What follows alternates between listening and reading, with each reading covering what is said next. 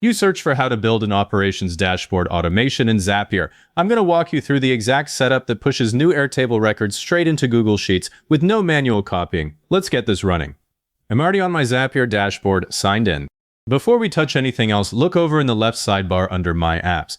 Airtable and Google Sheets need to be connected right now. I've got both linked already. If you don't, stop, connect each one first, because the Zap will fail silently later if either account isn't authorized. Let's create the Zap. Click Create in the upper left corner, then Zaps. The editor opens up with an empty step. Click the trigger step so we can tell Zapier what kicks this off. In the search bar, type Airtable. Select the app, then for the trigger event, choose New Record. That fires every time a row gets added, exactly what we want. Hit Continue. Now pick your connected Airtable account and continue again. This next screen asks for a base and a table. I'll select my operations base, then the projects table. So whenever a new project lands in that table, the Zap wakes up. Now we test the trigger. Click Test Trigger and let it pull a sample record. If Zapier can't find one, open Airtable, add a single dummy row, then come back and test again. That happens all the time. Assuming it found data, you'll see the fields laid out. Typical ones are project name, department, owner, status, priority, start date, due date. That's exactly the columns I've got in my dashboard spreadsheet. Pick one of the available records and click Continue with selected record.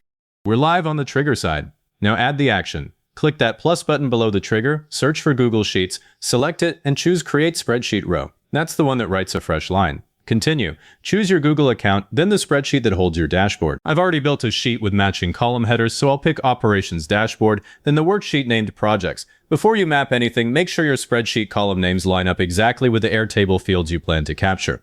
I've got mine identical, project name, department, owner, and so on. That prevents mismatches later.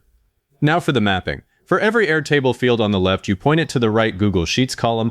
Project name goes to project name, department to department, owner to owner, status to status, priority to priority, start date to start date, due date to due date. If you click in each field, Zapier shows the available Airtable data. This is where I double check that the drop-down pairs look correct. Once it's mapped, hit Continue. Time to test the action. Click Test Step and give it a moment. Zapier actually creates a sample row in your spreadsheet. I'll open Google Sheets right now. There's the new row with the data from the test record. If the mapping is off, maybe a field landed in the wrong column. Fix the mapping, test again, and don't publish until it's perfect. A silent misalignment will ruin the dashboard later.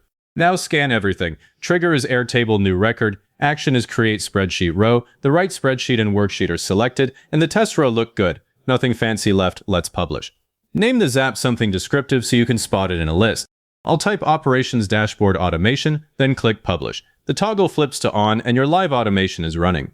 One more check to be totally sure. In Airtable, I'll add a brand new project, call it Demo Project, fill in the status, assign it to me. Wait a few seconds for Zapier to process it, then flip back to Google Sheets. There it is, a fresh row right beneath the test one, all fields filled correctly. That's the loop closed. A couple of next things you'll want to handle. If your team creates high volume, keep an eye on task usage. That's under billing in the sidebar. You might add a filter step after the trigger so only records with a specific status, like active, actually make it to the sheet. That saves tasks and keeps the dashboard tight. And write down which spreadsheet and mapping you used. When someone updates this 6 months from now, that documentation means they won't have to reverse engineer the whole thing. If this got your automation up and running, give it a like, subscribe to the channel, and leave a comment saying it was helpful. Comments push this to other people looking for the same thing.